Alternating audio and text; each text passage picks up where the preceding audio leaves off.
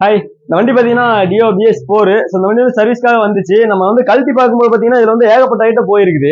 இது போனதுக்கு வந்து நான் அடுத்து சொல்றேன். இப்போ மெயினா இன்னொரு ரீசன் என்னன்னு பார்த்தீங்கன்னா, கஸ்டமர் வந்து ஒரு நாளைக்கு 4 கிலோமீட்டர் தான் ஓட்டுவேன், இல்ல 3 கிலோமீட்டர் தான் ஓட்டுவேன். அதனால நான் 6 மாசத்துக்கு ஒருக்காவோ இல்ல 1 வருஷத்துக்கு ஒருக்கா சர்வீஸ் பண்ணா போதுமா அப்படிங்கிற மாதிரி நிறைய பேர் கேட்டிருந்தாங்க.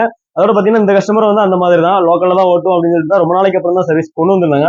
ஸோ அந்த மாதிரி சர்வீஸ் பண்ணும்போது என்ன ஆகுன்னு பார்த்தீங்கன்னா, இந்த ஏர் ஃபில்டர் பார்த்தீங்கன்னா உங்களுக்கு தெரியும், இது சுத்தமா போயிருச்சு.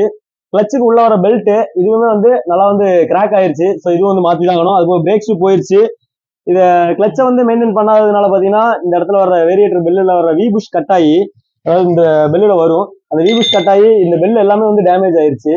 ஸோ இப்போ இந்த பெல்லு மாத்தி தான் ஆகணும், இந்த ரோலருக்கு மாத்தி ஆகணும். இந்த மாதிரி ஃபுல்லாவே வந்து கம்ப்ளைண்ட் ஆயிருச்சு. அது போக பாத்தீங்கன்னா மெயினா நமக்கு ஸ்டார்ட் பண்றதுக்கு தேவையான பிளக்கு. ஸோ இதோட கேப் எவ்வளவு இருக்குன்னு பாருங்க. கிட்டத்தட்ட 0.05 mm தான் இருக்கணும் இதுக்கான கேப். இதுல வந்து எந்த அளவுக்கு கேப் இருக்குன்னு பாருங்க, உங்களுக்கு பார்த்தா தெரியும்.